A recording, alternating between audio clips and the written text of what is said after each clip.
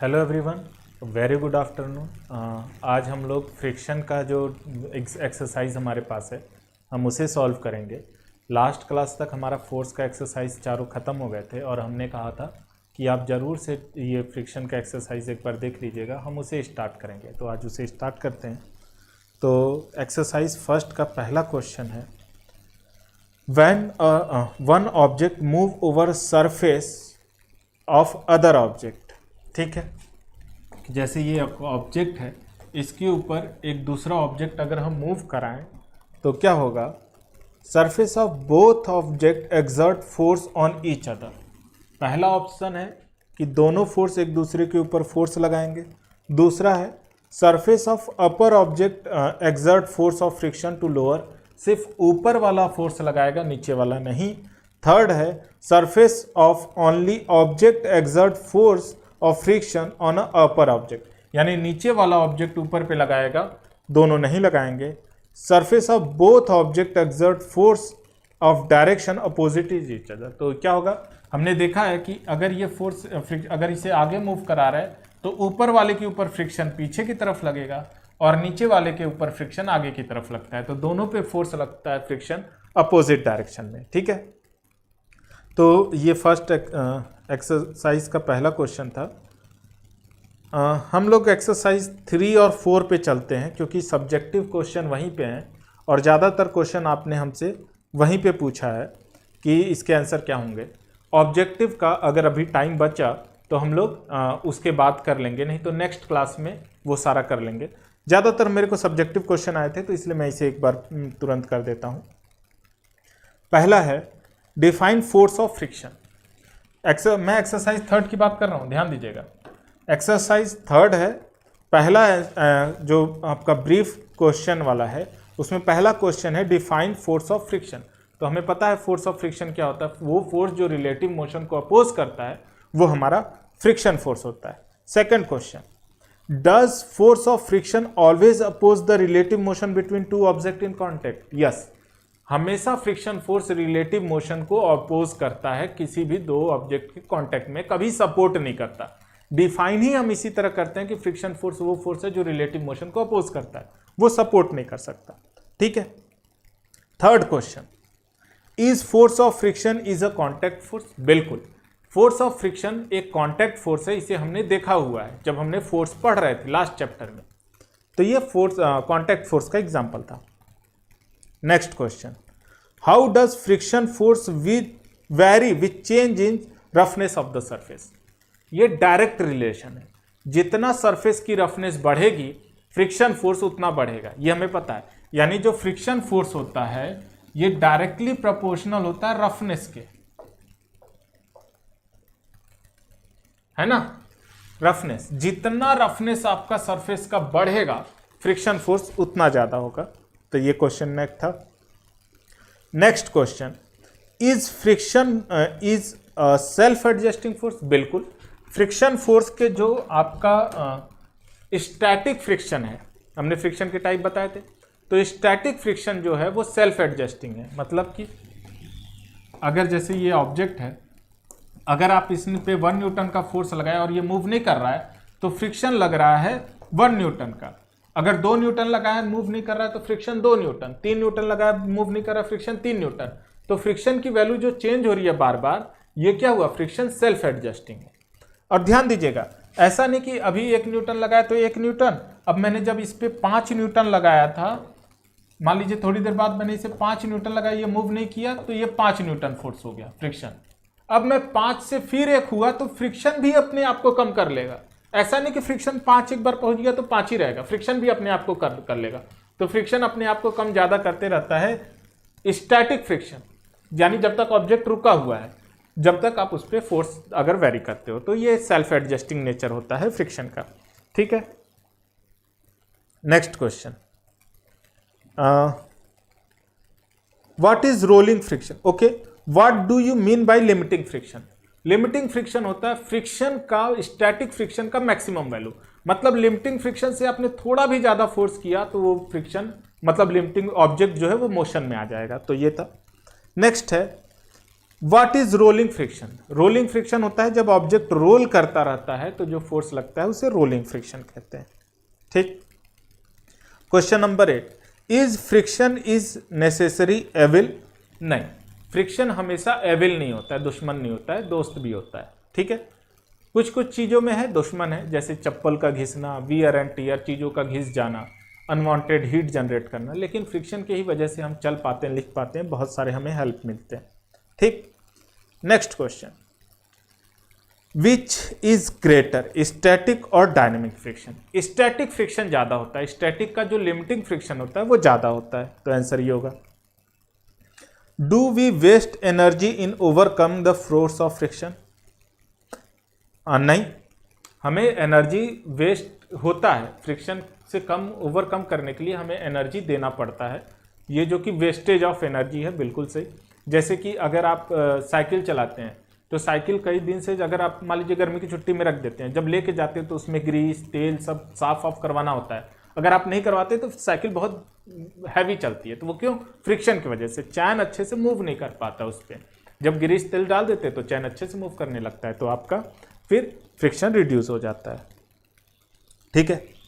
What is lubrication? Lubrication मतलब oiling करना, जिससे हम फ्रिक्शन को रिड्यूस कर सकें। ठीक है। What do you understand by the team streamlining? Streamlining देखिए क्या होता है, लिक्विड में फ्रिक्शन जो होता है उसे करते हैं। जैसे कि अगर आप वाटर लिए तो वाटर में जो होता है स्ट्रीमलाइन फ्लो होता है, लेयर बाय लेयर का फ्लो होता है। ऊपर वाला पानी बहुत तेजी से जाता है और नीचे वाला जमीन से चिपका होता है। जैसे जैसे नीचे जाएंगे पानी का फ्लो कम होता जाएगा, ऊपर वाला बहुत तेजी से जाता है, इसी को हम स्ट्रीमलाइन फ्लो कहते हैं। ठीक। Next question, name 2 machines which are streamline for to reduce friction. तो कई ऐसे मशीन होते हैं जो स्ट्रीमलाइन का यूज करते हैं फ्रिक्शन को रिड्यूस करने के लिए। तो जैसे आप पानी का जहाज हो गया, और जितने भी जिनका शेप कुछ ऐसा रहता है आगे का, है ना, वो क्या होता है, ये फ्रिक्शन को रिड्यूस करते हैं, आगे नोकीला टाइप का। तो जैसे नाव हो गए, बोट हो गए, उनका देखिए आगे शेप शार्प रहता है ना। बसेस का, मेट्रो का भी देखिए आगे शार्प होता है, मेट्रो ट्रेन जो होती हैं, बुलेट ट्रेन का भी आगे शार्प होता है। तो ये जितनी भी चीज़ें हैं ये सब फ्रिक्शन को स्ट्रीमलाइन फ्लो के ही ऊपर बेस्ड है। हेलीकॉप्टर, एरोप्लेन, जो भी एग्जांपल आप ले सकते हैं, बहुत सारे। नेक्स्ट क्वेश्चन है, what happen to the force of friction if the surface of contact is polish? तो सरफेस फ्रिक्शन घट जाएगा। अगर आपने सरफेस को पॉलिश्ड कर दिया तो क्या होगा, फ्रिक्शन रिड्यूस हो जाएगा, है ना। तो मतलब जैसे जैसे आप सरफेस की स्मूथनेस बढ़ाते जाते हो फ्रिक्शन आपका कम होते जाता है। अगला, what is other name given to sliding friction? Sliding friction को और नाम काइनेटिक फ्रिक्शन दिया गया है। ओके, ये ब्रीफ क्वेश्चन थे। अब आते हैं नेक्स्ट पार्ट पे। इस वेरी ब्रीफ क्वेश्चन थे, अब ब्रीफ क्वेश्चन मतलब आंसर देने हैं। तो पहला क्वेश्चन है, what do you mean by friction? Does use, एक सेकेंड, हाँ, does use of wheel between surface moving over each other reduce friction? बिल्कुल। फ्रिक्शन क्या होता है, फ्रिक्शन जो रिलेटिव मोशन को अपोज करे। और कई बार आपने देखा होगा कि एक के ऊपर एक व्हील एक दूसरे के ऊपर रोटेट करते रहते हैं, तो ये फ्रिक्शन को रिड्यूस करते हैं। बिल्कुल। हम बॉल लगाते हैं, मतलब साइकिल में छोटे छोटे बॉल आप सुने होंगे लगाते हैं, वो सब फ्रिक्शन को रिड्यूस करते हैं। Next question, is friction is self adjusting force? Give 2 disadvantage of friction. अब यही क्वेश्चन को दो बार मर्ज कर रहा है। तो हमने सेल्फ एडजस्टिंग फोर्स बताया कि फ्रिक्शन अपने आप को एडजस्ट कर लेता है ना, स्टैटिक फ्रिक्शन खासकर। और 2 डिसएडवांटेज हैं, वियर एंड टीयर और चप्पल घिसना, पेंसिल का घिसना, अनवांटेड हीट, ये सारी चीज़ें। Friction also depend on the shape of object, explain. देखिए, अगर फ्रिक्शन, अगर आप जैसे ड्रैग होता है, ड्रैग भी एक तरह का एयर फ्रिक्शन है। तो अगर आप ऐसे में हाथ लेके जाऊं तो फ्रिक्शन ज़्यादा लगेगा, ऐसे ले जाऊंगा तो कम लगेगा, है ना। ऐसे क्यों ज़्यादा लगेगा, एरिया ज़्यादा तो फ्रिक्शन ज़्यादा, ऐसे रहेगा तो कम। जैसे आप बुलेट ट्रेन का ये जो शार्प लगाते हैं ये इसी वजह से लगाते हैं। ठीक है। नेक्स्ट क्वेश्चन, फ्रिक्शन ऑल्टो हो गया। Next, what cause wear and tear? Give an everyday example to support your statement. Friction ही है जो वियर एंड टीयर का रहता है। इसका एग्जाम्पल जैसे चीज़ों का घिसना, चप्पल घिस जाना, पेंसिल का घिसना, साइकिल जो काफ़ी दिन से चलाते हैं तो चैन घिस जाते हैं, सब चीज़ जो भी चीज़ें घिस जाती हैं बहुत ज़्यादा यूज़ करने पे, वो हमारा फ्रिक्शन के ही वजह से होती हैं। ठीक है, okay. What is the function of air question in a hovercraft? ठीक है, मैं इसे आगे आके बताता हूँ। नेक्स्ट क्वेश्चन है, how do irregularity in a surface effect the force of friction? देखिए, इरेगुलरिटी के ही वजह से फ्रिक्शन होता है, क्योंकि इरेगुलरिटी ही इंटरलॉकिंग करती है। मतलब ये जो इरेगुलर सरफेस है, इसी के वजह से ऊपर जो आते हैं ऑब्जेक्ट, इसी इरेगुलरिटी से इंटरलॉकिंग होता है, एक दूसरे में ये फंस जाते हैं, जिसके वजह से फ्रिक्शन जनरेट होता है। ये हमने बताया हुआ है।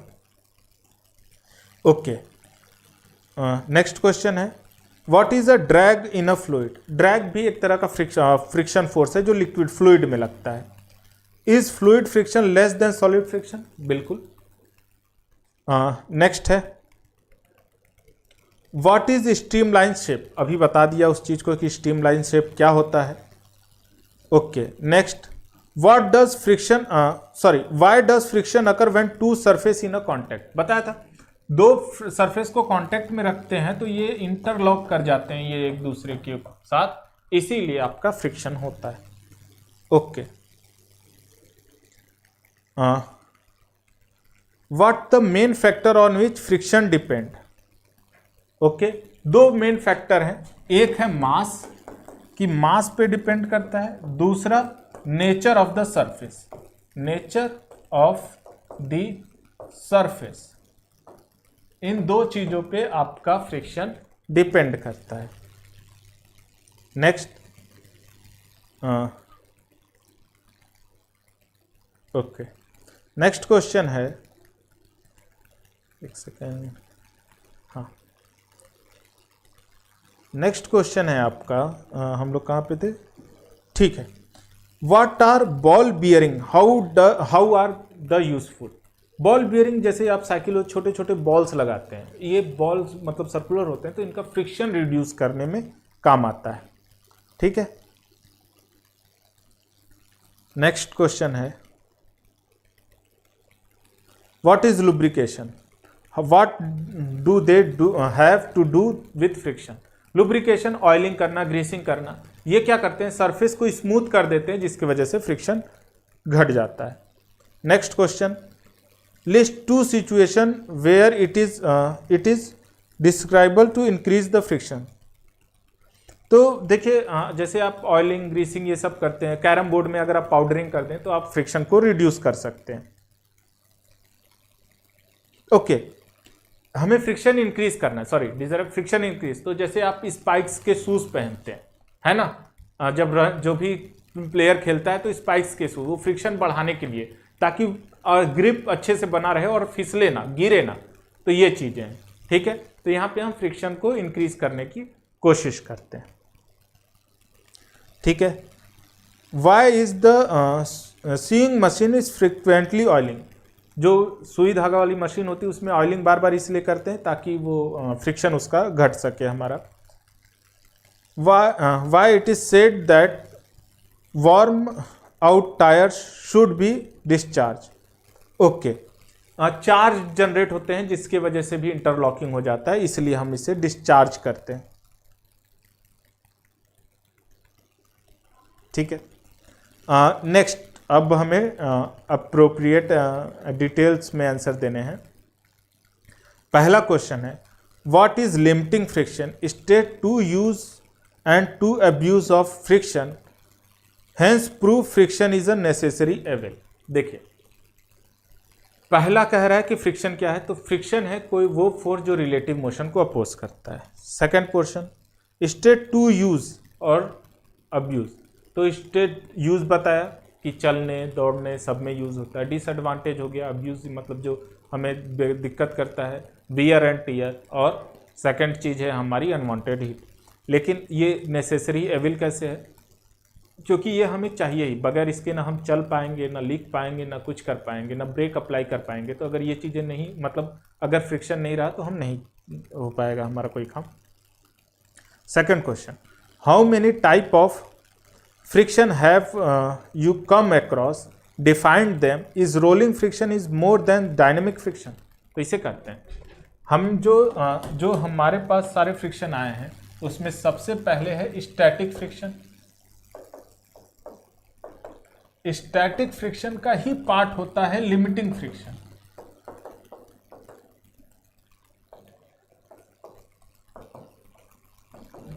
लिमिटिंग फ्रिक्शन के साथ क्या है कि स्टैटिक का मैक्सिमम वैल्यू। दूसरा काइनेटिक फ्रिक्शन, या फिर हम इसे स्लाइडिंग फ्रिक्शन भी कहते हैं।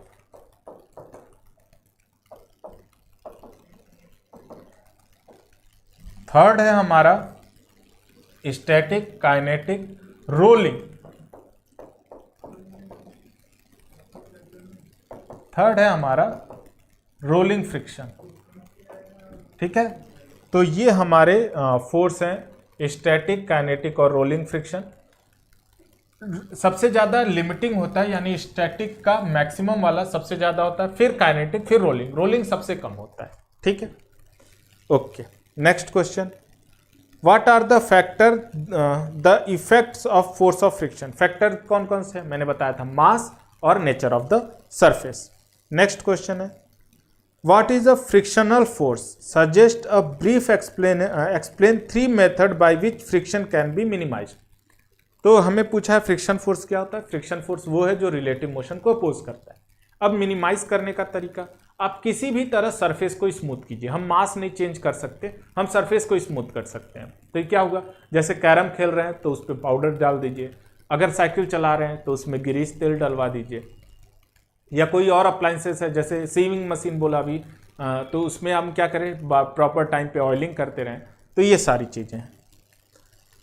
Next, with the help of experiment shows that the force of friction always oppose the relative motion between bodies। तो देखिए क्या है कि अगर आप, जैसे ये ऑब्जेक्ट है, अगर इस ऑब्जेक्ट को अगर आप इधर खींचें 50 न्यूटन के फोर्स से, तो ये क्या होगा, ये इस पे फ्रिक्शन अपोजिट डायरेक्शन में लगता है ना, ये इसे इधर रोकने की कोशिश करेगा। अगर आपने फोर्स 50 न्यूटन इधर लगा दिया तो जो फ्रिक्शन है ये इधर लगने लगता है। तो इन दोनों से, या अगर आप इधर लगा रहे हैं तो इसके अपोजिट, इधर लगा रहे हैं तो तुरंत अपोजिट कर ले रहा है। यानी फ्रिक्शन फोर्स हमेशा अपोजिट लगता है रिलेटिव मोशन के। या दूसरा कर लीजिए, अगर आप बॉल को इधर फेंकें तो ये धीरे धीरे जाके रुक देगा, यानी फ्रिक्शन इस डायरेक्शन में लग रहा है। अगर आप बॉल को इधर फेंकें तो भी वो रोक देगा, यानी फ्रिक्शन इस वक्त इस डायरेक्शन में लगेगा। तो इस केस में फ्रिक्शन इधर लग रहा है और इस केस में इधर। जिधर आप बॉल फेंकेंगे उसके अपोजिट डायरेक्शन में हमारा फ्रिक्शन लगेगा। तो इस तरह हम कह सकते हैं फ्रिक्शन फोर्स रिलेटिव मोशन को अपोज करता है। Next, what is friction, what are the advantage and disadvantage. ये कई बार रिपीट हो रहा है, तो ये हम कई बार बता चुके हैं, तो इसे दोबारा नहीं करते। Explain how frictional friction can be increase और डिक्रीज। तो फ्रिक्शन को इंक्रीज करने का और डिक्रीज करने का सबसे सीधा सा एग्जांपल है, मतलब तरीका है, आप सरफेस के रफनेस को स्मूथ करेंगे, फ्रिक्शन डिक्रीज हो गया। अगर आप रफनेस बढ़ाएंगे, फ्रिक्शन इंक्रीज करेगा। Illustrate static, sliding, rolling friction with an example. तो ये मैंने इससे पहले बताया था। स्टैटिक मतलब जब तक ऑब्जेक्ट रेस्ट में रहे तब तक वो स्टैटिक, जब मूव करने लगे, स्लाइड करने लगे तो काइनेटिक, और जब गोल गोल घूमे, रोल करे तो क्या, उस पर rolling friction. Okay, why is the difficult to balance a body when we accidentally step on a peel of okay बनाना।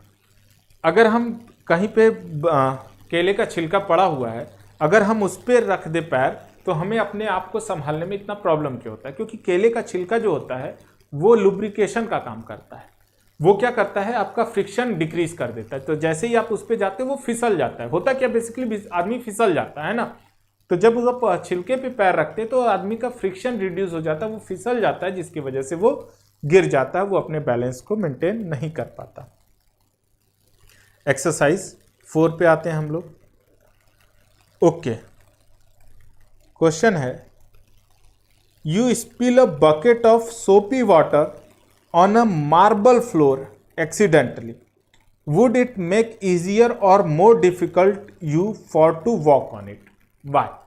अब जैसे मार्बल का एक फ्लोर है, आप उस पर पानी फेंक दिए, सोप वाटर है ना, पानी मतलब जिसमें सोप था, तो क्या हम उस पर चलना आसान होगा या कठिन? तो कठिन हो जाएगा, क्योंकि वो मार्बल पे जब आप वाटर या सोप वाटर डाल देते हो तो जितने उसमें छोटे छोटे छेद होते हैं, माइक्रोस्कोपिक लेवल, बहुत बड़ा करके देखेंगे तो हर जगह थोड़ा थोड़ा फ्रिक्शन छेद होता है, तो वो सरफेस एकदम स्मूथ हो जाएगा। अब सरफेस स्मूथ हो गया तो फ्रिक्शन नहीं रहेगा, फ्रिक्शन नहीं रहेगा तो हम चल नहीं पाएंगे, तो हम गिरने लगेंगे, तो ये डिफिकल्ट हो जाएगा हमें उस पर चलना। Next question, explain why sportsman use shoe with spike. Sportsman spike का क्यों यूज करता है? ताकि फ्रिक्शन बढ़ जाए, ठीक है, फ्रिक्शन को इंक्रीज करने के लिए। Next question, Iqbal has a push a lighter object and Seema is push similar heavier object on the same floor, who would we have apply a larger force and why? अब देखिए, अब्दुल है और सीमा है, अब्दुल और सीमा सेम है, लेकिन लाइटर और हैवियर ऑब्जेक्ट को कर रहे हैं। जैसे ये एक ऑब्जेक्ट है, अब्दुल इसे फोर्स लगा रहा है, ये 50 kg का है, और सीमा जिस पे लगा रही है वो 500 kg का है। अब पूछ रहा है कि किस पे फोर्स ज़्यादा लगाना होगा, तो अब ऑब्वियसली सीमा को ज़्यादा फोर्स लगाना होगा, है ना, और अब्दुल को कम। आई थिंक इकबाल है, सॉरी, इकबाल को कम, क्योंकि हमने पता है फ्रिक्शन जो होता है मास पे डिपेंड करता है, जिसका मास ज़्यादा फ्रिक्शन ज़्यादा। तो क्योंकि सीमा जिस बॉक्स को फोर्स लगा रही है वो हैवियर है, उसका फोर्स, जाहिर सी बात है अगर वो हैवी है तो उसे ज़्यादा फ्रिक्शन यानी फोर्स ज़्यादा लगाना होगा। Okay, next, explain why sliding friction is less than static friction. क्योंकि इंटरलॉकिंग है ना, स्लाइडिंग फ्रिक्शन और स्टैटिक फ्रिक्शन में अंतर क्या है? इंटरलॉकिंग है ना। स्लाइडिंग फ्रिक्शन में जो लिमिटिंग फ्रिक्शन होता है वो इंटरलॉक इतना ज़्यादा होता है कि आप स्लाइड करने के उसे तोड़ना होता है, उससे ओवरकम आना होता है, इसलिए सारा कुछ बताया हुआ है लेक्चर में, आप उसे वहाँ पे देख सकते हैं, है ना। ओके, नेक्स्ट है explain why object move on a fluid have must special shape. देखिए, जो फ्लूइड में जाता है उसमें ड्रैग फोर्स लगता है, लेमिनेशन वाला, है ना। तो हमने बताया था जब लेमिनर फ्लो होगा तो आप क्या करते हो, कुछ स्पेशल शेप का ले जाते हो ताकि ये फोर्स आपको कम से कम लगे। मतलब हवा अगर आप ऐसे ले जाओगे हाथ को तो ज़्यादा फोर्स लगेगा, फ्रिक्शन ऐसे ले जाओगे तो कम लगेगा, तो यही कॉन्सेप्ट है। Next question, why does force of friction exist.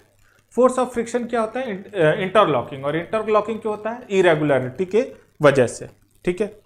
Give example to show that friction is both friend and foe, मतलब दोस्त भी या दुश्मन भी, तो ये एग्जाम्पल हमने अभी थोड़ी देर पहले ही दिया है।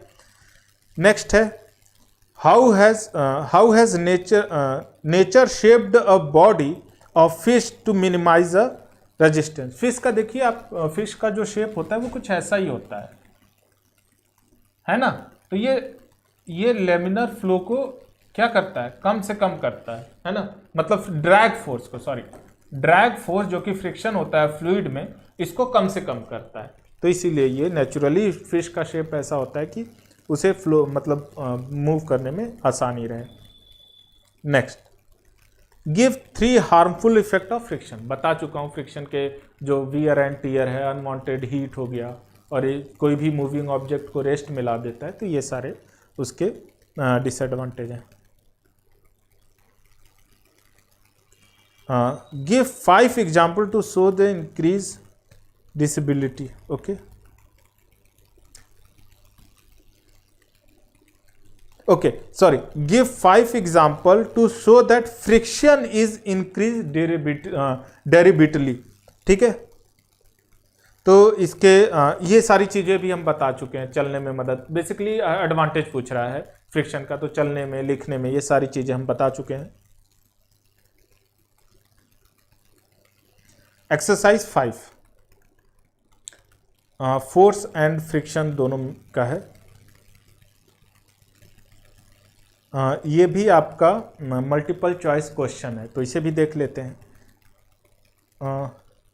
Impulse is a vector quantity. Impulse के बारे में हम लोगों ने पढ़ा हुआ है, है ना। इम्पल्स हमारा क्या होता है, फोर्स इनटू टाइम। तो इसे करने से पहले एक्सरसाइज 5 हम लोग नेक्स्ट क्लास में कर लेंगे, उससे पहले 3 4 हो गया 1 करते हैं, क्योंकि जो एक्सरसाइज 5 है वो बेसिकली चैप्टर फर्स्ट और चैप्टर सेकंड का कंबाइंड है ना, यानी कि फोर्स भी है उसमें फ्रिक्शन भी है। तो हम लोग बेसिकली आज फ्रिक्शन के सारे क्वेश्चन कर रहे हैं। हमारा 3rd एक्सरसाइज कंप्लीट हो गया, हमारा 4th एक्सरसाइज कंप्लीट हो गया। हम फर्स्ट एक्सरसाइज का पहला क्वेश्चन किए थे, अब फर्स्ट एक्सरसाइज भी कंप्लीट कर लेते हैं तो हमारा ये भी कवर हो जाएगा, है ना। तो करते हैं इसे।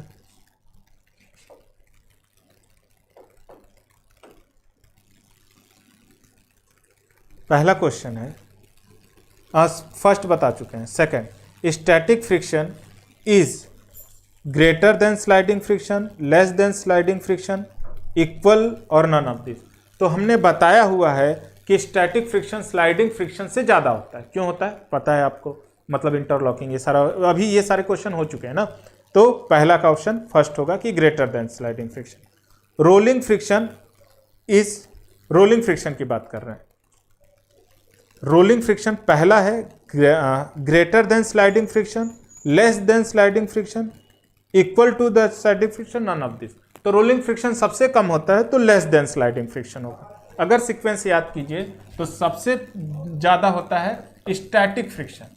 स्टैटिक फ्रिक्शन, स्टैटिक फ्रिक्शन ज़्यादा कहने का, इसमें बेसिकली हम लिमिटिंग फ्रिक्शन की बात करते हैं, क्योंकि ये उसी का पार्ट है, तो ये इसलिए ठीक है। स्टैटिक फ्रिक्शन, स्टैटिक फ्रिक्शन के बाद आपका सबसे ज़्यादा, उसके बाद होता है स्लाइडिंग फ्रिक्शन।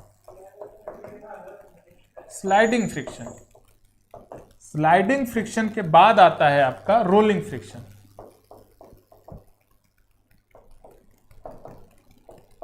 सबसे कम होता है रोलिंग फ्रिक्शन का। तो ये सीक्वेंस याद रखिए आप।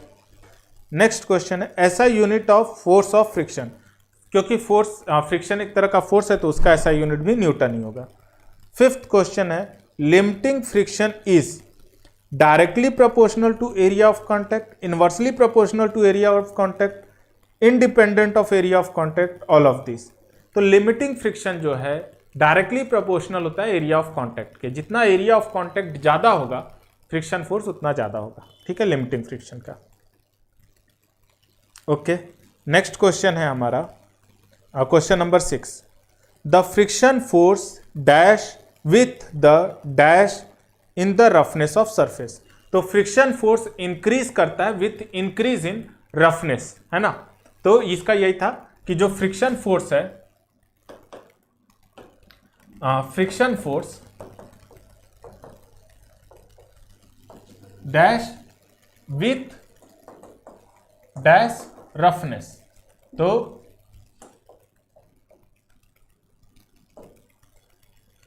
हमने क्या पता है, फ्रिक्शन फोर्स इंक्रीज करता है विथ इंक्रीज इन रफनेस, तो ये हो जाएगा। Next question, the maximum force of friction between the body is just beginning to move is known as, मतलब जस्ट स्टार्ट हो रहा है, या friction force limiting, static friction का मैक्सिमम वैल्यू वो होता है लिमिटिंग फ्रिक्शन, है ना। तो आंसर क्या हो जाएगा, limiting friction first. Question number 8, the friction that exist between surface sliding and another surface is called sliding friction, है ना। कि एक फ्रिक्शन जो दूसरे फ्रिक्शन के, मतलब एक ऑब्जेक्ट है उसके ऊपर दूसरा स्लाइड कर रहा है, उस फ्रिक्शन को हम क्या कहते हैं, तो उसे हम स्लाइडिंग फ्रिक्शन भी कहते हैं, काइनेटिक फ्रिक्शन भी कहते हैं और डायनेमिक फ्रिक्शन। ये तीनों ही एक ही के नाम है, तो इसमें आंसर दिया डायनेमिक। तो याद रखिएगा तीनों के, चाहे वो डायनेमिक हो, चाहे वो काइनेटिक हो, चाहे वो स्लाइडिंग, तीनों का मतलब सेम है। Static friction is dash dynamic friction, तो स्टैटिक फ्रिक्शन ज़्यादा होता है डायनेमिक फ्रिक्शन से, ये हम हर बार बताए हैं। Okay, question number 10, a force that oppose the motion of one surface sliding over other is called, मतलब कि एक वो फोर्स बताइए जो कि एक ऑब्जेक्ट है जो दूसरे के ऊपर स्लाइड करे, तो ये कौन सा फोर्स है जो अपोज करता है रिलेटिव मोशन को, तो वो फोर्स हो गया फ्रिक्शन फोर्स, ठीक है। Next, ball bearing are used to decrease in friction, ball bearing जो लगाते छोटे छोटे बॉल, आप किसी में भी, बेसिकली हम साइकिल का इसलिए बोल रहे हैं, साइकिल आप लोग देखे होंगे छोटे छोटे बॉल लगाते हैं, तो वो क्यों लगाते हैं? फ्रिक्शन को रिड्यूस करने के लिए। ठीक है, okay. Next question, lubrication is use to, lubrication भी हम किस लिए यूज करते हैं? फ्रिक्शन को डिक्रीज करने के लिए। Friction is a type of, friction type contact force, non contact force, residence force, motion. तो फ्रिक्शन फोर्स कैसा होता है? कॉन्टैक्ट फोर्स का एग्जांपल होता है, बताया था लास्ट चैप्टर में यही था। Next, all the moving part of machine should be lubrication with oil to, हम लुब्रिकेशन क्यों यूज करते हैं? टू रिड्यूस द फ्रिक्शन, है ना। तो इसका भी आंसर यही होगा। Next question, question number 15, the surface of a table is smooth as compare to road is due to, surface smooth होता है टेबल का आपका उसके रोड के कंपेयर में। कैसे स्मूथ है? क्योंकि उस पर इरेगुलरिटी कम है ना। सरफेस जो रोड होता है उस पर इरेगुलरिटी बहुत ज़्यादा होता है, टेबल पे इरेगुलरिटी कम होता है, तो इसलिए। ठीक है, next, which of the following material is likely to have least friction. अब इन 4 मटेरियल में सबसे कम फ्रिक्शन किसका है? तो हमें पता है फ्रिक्शन डिपेंड करता है मास और नेचर ऑफ सरफेस। जिसका मास सबसे कम होगा फ्रिक्शन उसका सबसे कम। तो एग्जांपल देख लीजिए, वुड, प्लास्टिक, ग्लास, पेपर। तो पेपर का मास सबसे कम होता है, इसीलिए उसका फ्रिक्शन सबसे कम होगा। Question number 18, which of the following is use to reduce the friction in rotatory motion machine. तो फ्रिक्शन रिड्यूस करने के लिए हम क्या यूज करते हैं? व्हील्स का, रोलर्स का, बॉल बियरिंग का, पॉलिशिंग का। तो हम लोग बेसिकली बॉल बियरिंग यूज करते हैं रोलिंग मशीन में। ठीक है, in which of the following, ठीक है, in which of the following case more friction is desirable. इन सब में चार ऑप्शन दिए किसमें फ्रिक्शन ज्यादा रहता है। Moving of piston in a cylinder, braking a vehicle, running on a track, all of this. तो आपका क्वेश्चन ये है कि इन सब चारों में सबसे ज़्यादा फ्रिक्शन किसके लिए चाहिए? कि आपको पिस्टन सिलेंडर का उठाना है, आपको ब्रेक लगाना है, आपको ट्रैक पे दौड़ना है, या चारों में? तो किसमें? ब्रेक लगाने में। ब्रेक लगाने में हमें फ्रिक्शन ज़्यादा चाहिए होता है। मतलब आप कहीं एक्सीडेंट होने वाला है तो आप चाहते हो जल्दी से जल्दी ब्रेक लगे, तो उसमें फ्रिक्शन सबसे ज़्यादा चाहिए, डिज़ायर रहता है।